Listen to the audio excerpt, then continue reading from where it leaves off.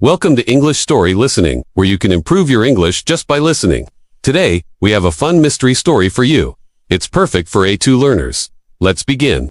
The story is called The Missing Necklace. In the small, quiet town of Maple Creek, there lived a kind old woman named Mrs. Gable. She was famous in the town for two reasons. First, she made the most delicious apple pies.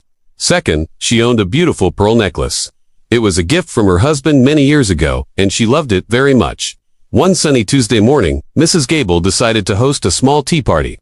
She invited her three closest friends, Mr. Harris, the town librarian, Miss Daisy, the young flower shop owner, and Mr. Peterson, a retired postman. She wanted to show them her beautiful garden and share her famous apple pie. Before her guests arrived, Mrs. Gable went to her bedroom to get her pearl necklace. She kept it in a small, blue velvet box on her dresser. She opened the box, but it was empty. The necklace was gone. Mrs. Gable was very upset.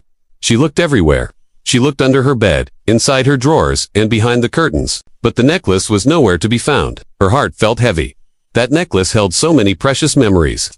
Just then, the doorbell rang. Her guests had arrived. Mrs. Gable tried to smile, but her friends could see that something was wrong. "What's the matter, Eleanor?" Mr. Harris asked, his glasses perched on his nose. "My pearl necklace, it's missing," she said, her voice trembling. Her friends were shocked.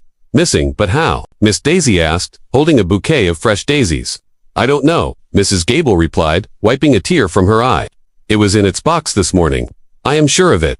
Mr. Peterson, always practical, said, "Let's not panic. We can solve this. We will be your detectives." And so, the four friends became a team of detectives. Their first mission, to find the missing necklace.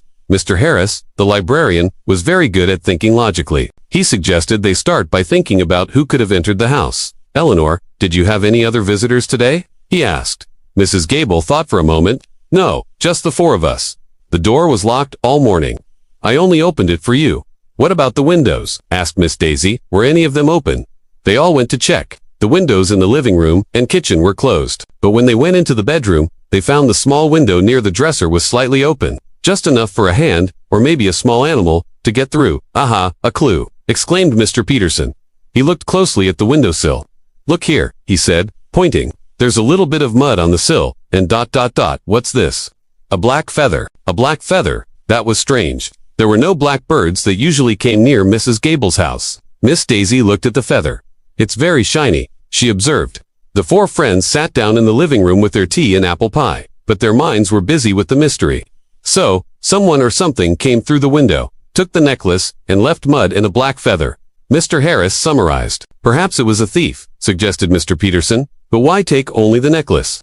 Your silver teapot is right here, Eleanor. It's much more valuable." He was right. It didn't seem like a normal robbery. Suddenly, Miss Daisy had an idea. "Mrs. Gable, you have a beautiful garden. Do any animals come to visit?" Mrs. Gable's face brightened a little. "Oh, yes. I have squirrels, rabbits, and many birds. They love the seeds I put out for them." "Are there any blackbirds?" asked Mr. Harris. "Well," Mrs. Gable said, thinking hard, "there is one. A very clever magpie. He often visits the garden. He likes shiny things. Sometimes he tries to take my shiny garden tools." Everyone looked at each other. A magpie, a bird that likes shiny things. "Magpies are known for collecting shiny objects for their nests," Mr. Harris explained. "It's possible the magpie saw the necklace through the window, and the window was open," added Miss Daisy. "The mud on the windowsill could be from its feet," said Mr. Peterson, "and the black feather. It all makes sense." The team of detectives had a new suspect, a clever magpie.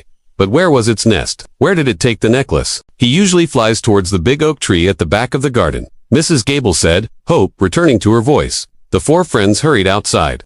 The oak tree was the oldest and tallest tree in the neighborhood. High up in its branches, they could see a large, messy nest made of twigs and leaves. But the nest was too high. They couldn't reach it. "Now what do we do?" asked Miss Daisy. Mr. Peterson, the resourceful retired postman, smiled. "I have an idea."